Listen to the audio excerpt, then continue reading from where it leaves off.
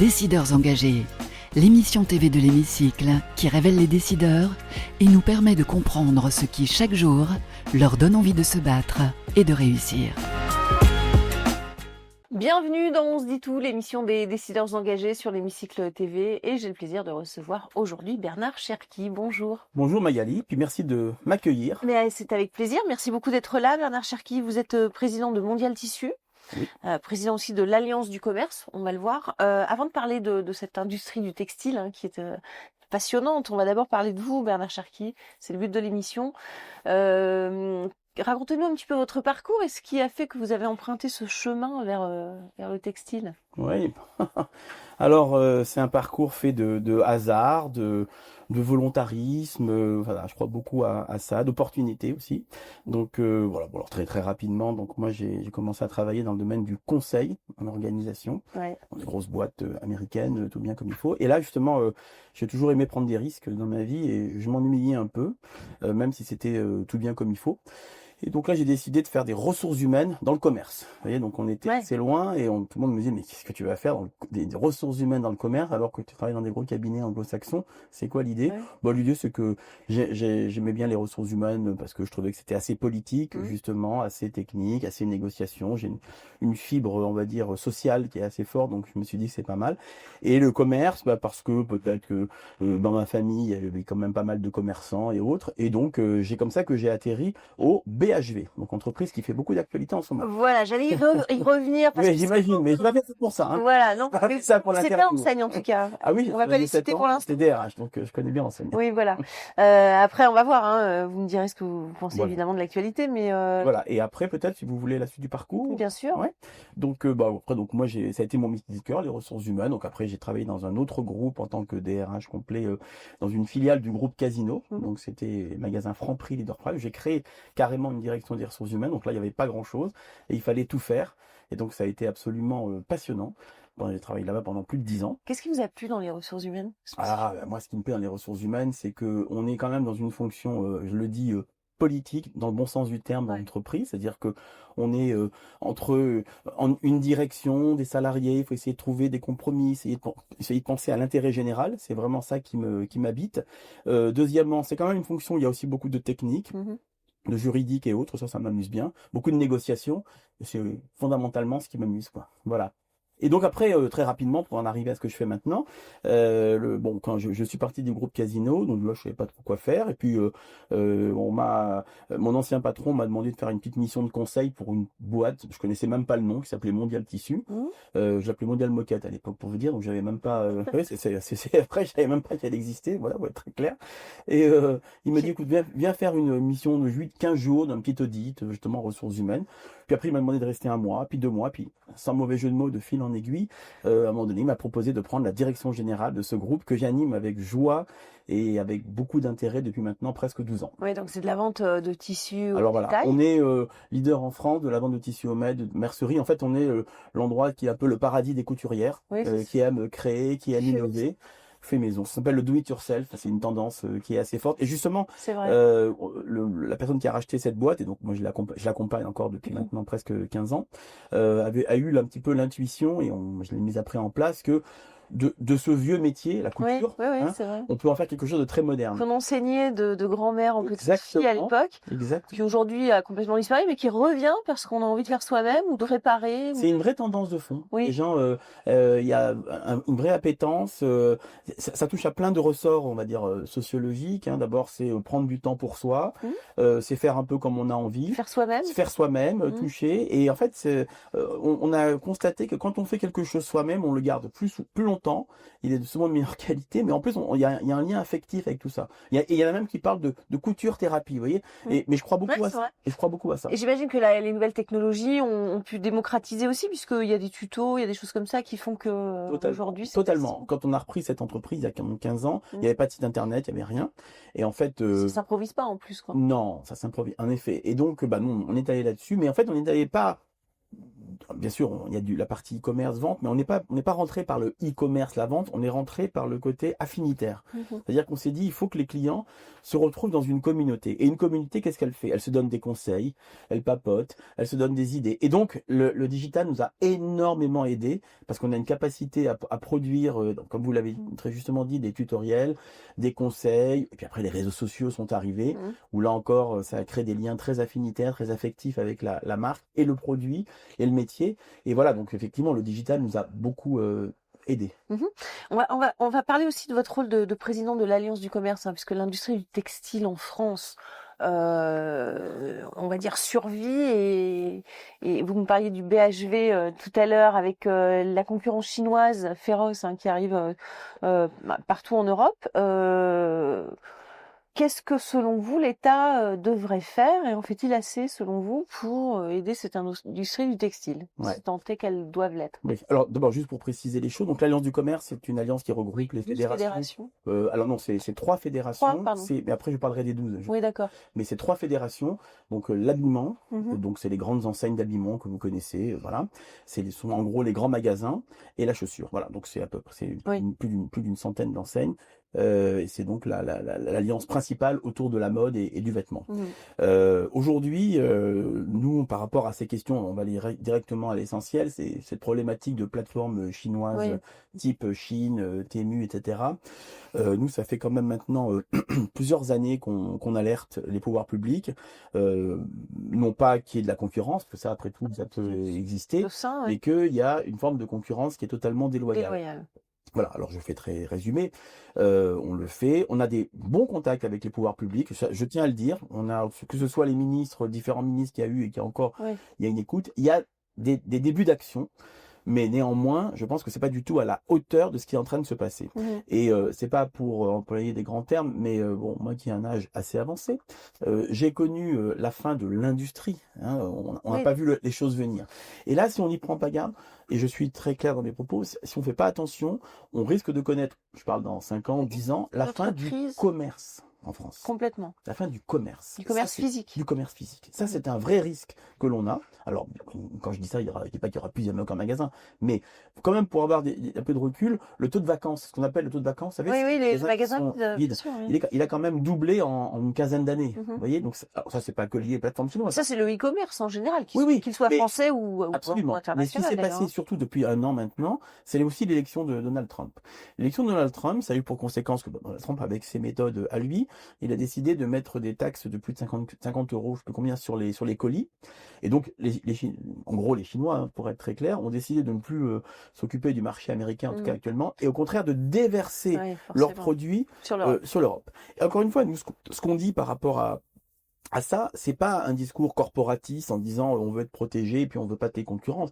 Non, nous on juste dit on veut travailler et on veut être concurrent à armes égales. Avec les mêmes normes, le même respect. Alors il n'y a pas les mêmes normes, il n'y a pas les mêmes règles, il n'y a pas les mêmes taxes, il y a pas. Enfin, vous prenez tous les éléments où il y a de la réglementation, mais tous, et on voit qu'il y a une envie, enfin pas une envie, un modèle qui vise à contourner les lois, la réglementation et les normes. Et là donc ça va pas, parce qu'on travaille pas à armes égales. Donc ce qu'on demande au pouvoir public, c'est clair, et c'est vraiment de prendre conscience qu'on est dans un risque systémique. Vous voyez, on n'est pas dans un problème ponctuel de mon magasin, etc.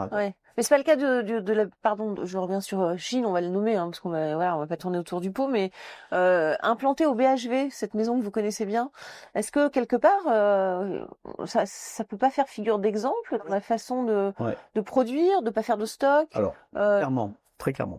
Et d'attirer des clients pour les autres autour, finalement. Alors, vous l'avez dit, en plus par rapport à mon histoire, j'aurais beaucoup de choses à dire, mais de manière très synthétique. J'ai envie de dire que premièrement, c'est un accord entre Chine et BHV. Ça veut dire qu'il y a 2 partenaires. Pourquoi Chine fait ça? D'abord, il faut poser la question. Chine fait ça, pas du tout pour faire un modèle avec des magasins tout le temps. À la limite, si Chine disait, je vais ouvrir des magasins partout, après tout, pourquoi pas? Il y aura des magasins Chine partout, après tout, pourquoi pas? Mais pas du tout, c'est pas son modèle du tout. Et ils l'ont clairement dit. Bien sûr. Ils font ça pour un objectif, c'est ce qu'on appelle de la respectabilité. C'est une manière, si vous voulez, quand il y a des débats en disant oui, mais vous n'êtes pas dans des magasins, vous savez pas ce que c'est déjà. Mais si, regardez, on est là. Et c'est clairement un objectif de communication et respectabilité. Ouais. Et pourquoi le BHV le fait? Bon, alors ça, c'est autre chose. C'est que c'est une enseigne qui, on va dire, se cherche en termes de stratégie, qui est en difficulté et qui est à penser faire un coup avec cette histoire. Sauf qu'aujourd'hui, ce qu'on constate, et encore une fois, l'histoire le dira, hein, moi j'aborde ça avec beaucoup de modestie, mais ce qu'on voit quand même, c'est qu'aujourd'hui, les gens qui vont là-haut, enfin qui vont là-haut au 6e étage du BHV sont très déçus parce qu'en fait, ils voient que les prix sont pas très bas et donc en fait, ils peuvent aller dans nos enseignes. Parce qu'on a Ouais, donc ils comptent on a du commerce accessible en France. Hein. Mais il y a un engouement quand même pour Chine de la part des jeunes. Oui, même pas que des jeunes d'ailleurs. Hein, mais non, mais bien sûr. Enfin, voilà, la clientèle existe. Je dis pas le contraire. Mais donc il n'y a pas de truc. Et deuxièmement, on est quand même c'est quand même compliqué pour la clientèle du BHV d'aller chez Chine. Donc c'est peut-être une nouvelle clientèle, mais qui va pas aller chez Dior ou chez d'autres marques. Donc en fait, on pense pas aujourd'hui que ce soit un vrai modèle vertueux d'avenir. Alors on va en revenir au tissu. Comment est-ce qu'on fait pour promouvoir une consommation durable? Alors vous le disiez, hein, le fait maison dure plus longtemps, etc. Mais oui, alors je reviens sur quand même Mondial Tissu. Parce que là, c'est à contre-pied. Ah oui. Là, on est vraiment l'opposé, puisqu'en fait, je dis souvent, c'est vraiment la Mondial Tissu. Enfin, le faire soi-même, c'est vraiment l'arme de destruction massive et douce contre Chine. Donc en fait, nous en fait, ce qu'on s'est beaucoup dit, c'est que il faut développer justement ce plaisir de faire par soi-même, ce qu'on appelle le do it yourself. On n'est pas uniquement dans la couturière, on va dire historique, et il va juste réparer ou faire des choses. Il faut vraiment moderniser les choses. Donc ça se traduit aussi par une vraie démarche qui est dans notre cœur de business, où on se dit qu'on a un vrai rôle sociétal en matière de responsabilité, parce que au fond, quand vous faites votre chemise, votre jupe ou vos rideaux ici, ils sont faits ici. Ça veut dire qu'ils sont pas faits à 10 000 km, je ne sais où, dans quelles conditions, je ne sais pas. Donc, tant sur le plan social que environnemental, on sait que c'est beaucoup plus vertueux. En plus, nous, ce qu'on essaye de faire, c'est créer une vraie communauté. Qu'est-ce qu'on a fait pour ça? On essaye de faire apprendre la couture aux gens. Dans tous nos magasins, on a installé des ateliers pour apprendre la couture. Donc, l'année dernière, on a formé plus de 40 000 personnes à la couture. Donc, c'est un vrai hommes mouvement. et des femmes ou que... Alors, bien sûr. Alors, c'est très intéressant votre question parce que parce qu'on a toujours tout à fait. Majoritairement, les clients sont des clientes, mais ce qui est très intéressant, c'est qu'on voit que les nouveaux clients sont plus masculins que la moyenne générale. Donc, il y a une tendance aussi par rapport à ça. Ça bouge. Alors, il y a encore une majorité de femmes et c'est très bien comme ça. Donc, on essaye de faire réfléchir aussi les gens à ce qu'on appelle l'upcycling. Alors, c'est un grand mot pour dire qu'en fait, on essaie de donner une deuxième vie à un produit grâce à la couture. On fait des opérations de seconde vie, seconde main. C'est-à-dire qu'on a la possibilité de ramener ces tissus, puis nous on essaye de les réutiliser. Et puis surtout, on croit beaucoup à la réparation. Et c'est pas que des mots, on fait la réparation des machines à coudre dans les magasins, la réparation des vêtements. Enfin, voilà, c'est tout un mouvement en fait autour de ce que nous on appelle dans notre jargon la slow création. C'est-à-dire qu'on veut justement se distinguer de l'ultra fast fashion avec la slow création. On a du plaisir à faire. Voilà. On va continuer de parler d'environnement justement puisqu'on va aborder la question du World Impact Summit. C'est juste après le jingle, le World Impact Summit, le sommet des décideurs justement qui sont engagés dans un avenir durable.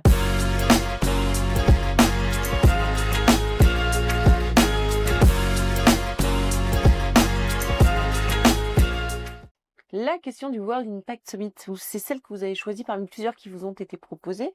Quelles initiatives spécifiques votre organisation a-t-elle mises en place pour intégrer l'environnement au cœur de sa stratégie? On en parlait déjà? Oui, alors je vais le résumer en disant que nous, il y a beaucoup d'entreprises qui, entre guillemets, font du RSE en plus. C'est-à-dire qu'ils ont ils ont un métier, puis après, ils vont faire une action.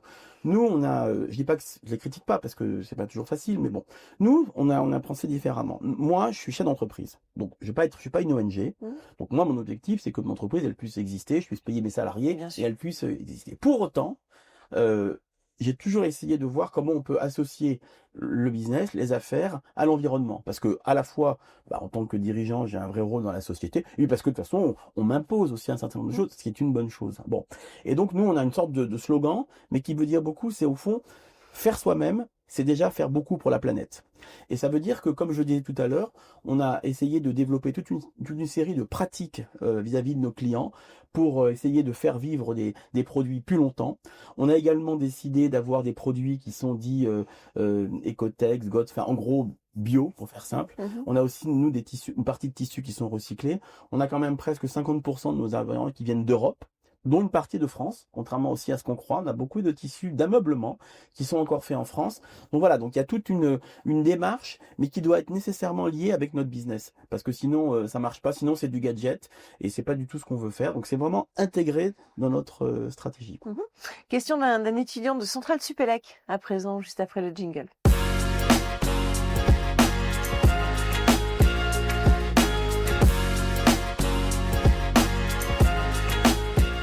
La question de Centrale Supélec, alors question ô combien d'actualité, comment est-ce que vous préparez les transformations liées à l'intelligence artificielle chez Mondial Tissu? Ah, alors on les prépare pas, on agit déjà. Mhm. Alors il faut savoir que chez Mondial Tissu, c'était un petit peu comme Monsieur Jourdain, c'est-à-dire qu'au début on a fait de l'IA sans vraiment Ouais, c'est vrai. intellectualiser. Et Ouais. comment ça s'est traduit? Ça s'est traduit par les équipes de e-commerce. On travaillait pour développer ce qu'on appelle des fiches produits avec l'IA.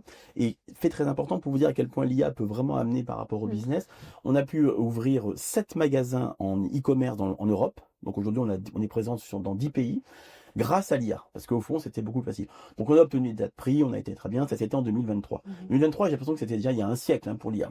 Donc, on l'a fait comme ça, un petit peu en testant des choses. Bon. Et puis, on a vu que ça prenait, et nous, on s'est dit qu'il y avait beaucoup plus d'enjeux encore que ce qui avait déjà été fait, même si beaucoup avait été fait, où aujourd'hui, maintenant, on intègre l'IA, dans une stratégie où nous, on est une stratégie d'image, Mhm. d'envie, d'inspiration, De etc. cibler davantage les Il faut les surtout clients. déjà faire de l'image dans notre Oui, en métier. plus, beaucoup. On a besoin d'images, on a besoin de vidéos énormément. Mhm. Donc, on a décidé justement d'aller à fort dans ce domaine, mais je précise, de manière organisée et de manière réfléchie. Concrètement, on va former une quinzaine de nos collaborateurs à l'utilisation de l'IA dans le cadre d'une charte. Mhm. C'est-à-dire le but, c'est pas non plus ok, il y a de la liberté dans ce domaine, mais il faut que ça reste cohérent avec notre politique de marque. Donc, on sait qu'aujourd'hui, ça va permettre à la fois d'augmenter nos images. Il peut y avoir un objectif de productivité, mais on l'a même pas intégré dedans. Et on peut même créer des nouveaux usages. Je vais donner juste un exemple pour être Allez-y, concret. brièvement. Et très brièvement, pour 10 secondes, vous pouvez voir un tissu, vous pouvez vous dire, ah, il est beau, j'aimerais bien en faire un rideau chez moi. Maintenant, grâce à l'IA, en 15 secondes, vous pouvez non seulement ce tissu le transformer en rideau, et ce rideau le mettre chez vous. Et ça, Et voilà, ça et change tout. du coup, on se Ça projette. paraît rien, mais on arrive à mieux se projeter. Évidemment. Merci beaucoup. On va passer à la question de l'hémicycle à présent. Et cette fois, c'est vous qui allez poser des questions, peut-être, aux hommes et aux femmes qui nous gouvernent. C'est juste après le jingle, la question de l'hémicycle.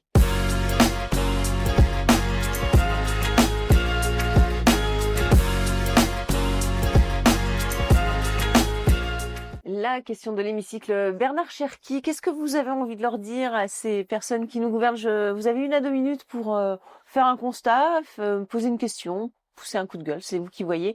Face caméra, et ce sera ici. Bon, le contexte va m'aider, puisque là, je vais plutôt poser une question en tant que président de l'Alliance du commerce. Bon, j'ai envie de dire à l'ensemble des pouvoirs publics que je rencontre régulièrement, que j'ai à la fois parfaitement conscience, que vous avez conscience de cette problématique liée à l'explosion de ces plateformes qui viennent de Chine essentiellement, qui posent beaucoup de problèmes en termes de concurrence déloyale. Donc le problème, il est identifié. Maintenant, moi je dis, et j'ai pas peur de le dire, nous avons collectivement, il y a 20 ans, 30 ans, fait une erreur fondamentale en laissant partir l'industrie en France. Comme je le disais tout à l'heure, ne refaisons pas cette erreur pour le commerce. Parce que le commerce, c'est pas juste mes affaires, c'est pas juste même des emplois, c'est du lien, c'est du territoire, c'est du centre-ville. Donc on a un enjeu absolument sociétal par rapport au fait de maintenir le commerce en France et surtout de nous aider à nous battre contre ces plateformes qui pratiquent une concurrence totalement déloyale. Merci, le message est passé. Ô combien d'actualité, en tout cas. Merci beaucoup, Bernard Cherki. Merci Magali pour votre accueil. Et merci d'avoir participé à notre émission. Et merci à vous pour votre fidélité. Et on se retrouve très très vite pour un prochain numéro de On se dit tout. Décideurs engagés, l'émission TV de l'hémicycle qui révèle les décideurs et nous permet de comprendre ce qui, chaque jour, leur donne envie de se battre et de réussir.